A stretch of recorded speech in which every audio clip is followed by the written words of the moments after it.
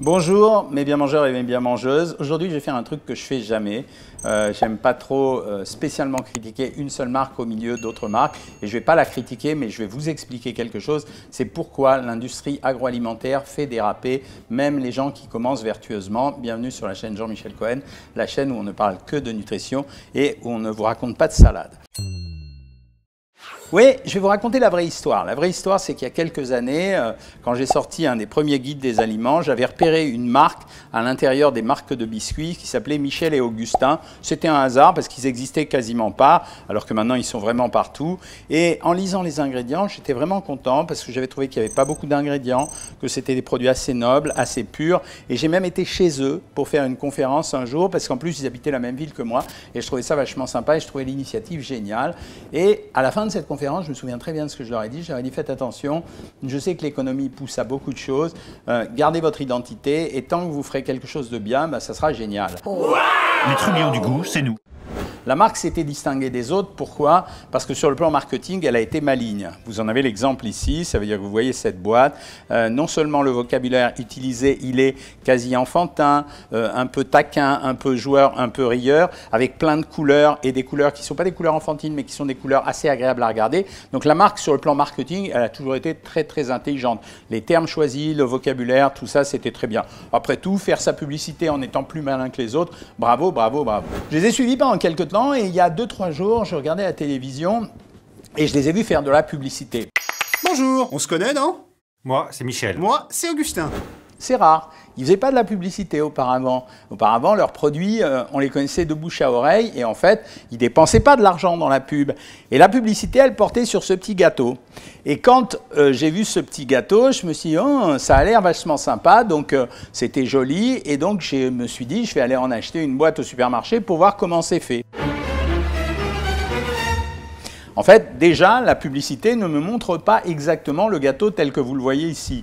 Ici, on voit bien que la partie sablée est jaune et marron. Elle était beaucoup plus brillante à l'écran. Le chocolat, il tapait fort à l'écran. Là, il est un peu fadasse. Donc bon, j'étais un peu déçu, mais après tout, il faut le goûter. Et puis, j'avais l'impression, quand je voyais ça à l'antenne, que c'était vraiment le petit bout de pain avec le gros bout de chocolat, quoi. C'était vraiment le produit gourmand et appétissant. C'était pour moi vachement sympa. Donc, première déconvenue, c'est quand j'ouvre le paquet et je trouve ces petits gâteaux. Donc, c'est ça ce que j'appelle l'industrie agroalimentaire. Vous allez voir la conclusion après.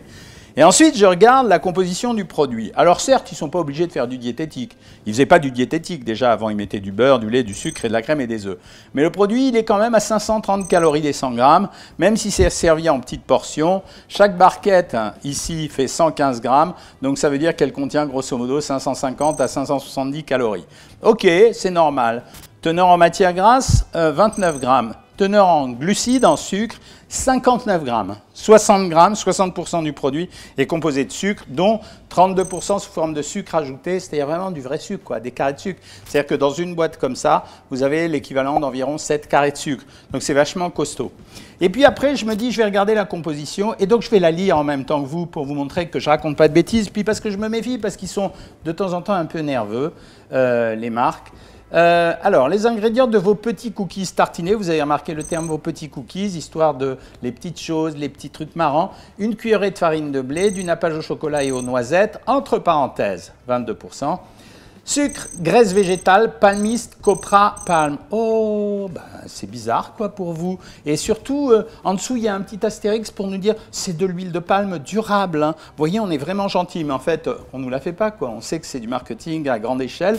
Chocolat en poudre, 5,5%. Sucre, poudre de cacao. Pâte de noisette, 2,2%. Lait écrémé en poudre. Une noix de beurre, oh comme c'est mignon, 17%. C'est pas ça qu'on appelle une noix de beurre. Une cuillère de sucre de jaune d'œuf de poule élevé en plein air.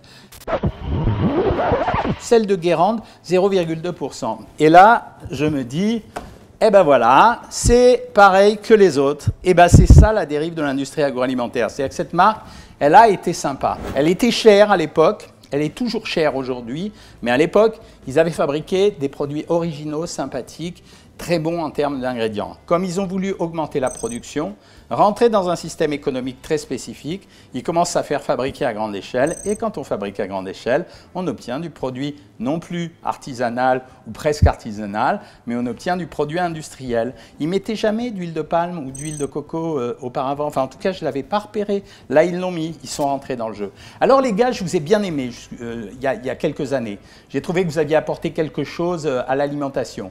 Et aujourd'hui, vous avez dérapé. Vous êtes devenus comme les autres, sauf que vous êtes beaucoup plus cher que les autres parce que vous nous faites payer la publicité, le marketing et toutes les petites inventions sympathiques que vous avez trouvées. Si vous croyez en vous et si vous pensez que votre avenir vaut mieux que ça, parce que vous parlez à des bien mangeurs et des bien mangeuses, vous pouvez corriger le tir. Faites un peu mieux. Voilà, c'est ce que je vous propose. Quant à vous, mes bien mangeurs et mes bien mangeuses, faites vos commentaires, likez, partagez, donnez-moi des nouveaux produits, des nouvelles vidéos à faire et donnez votre impression. À bientôt les amis.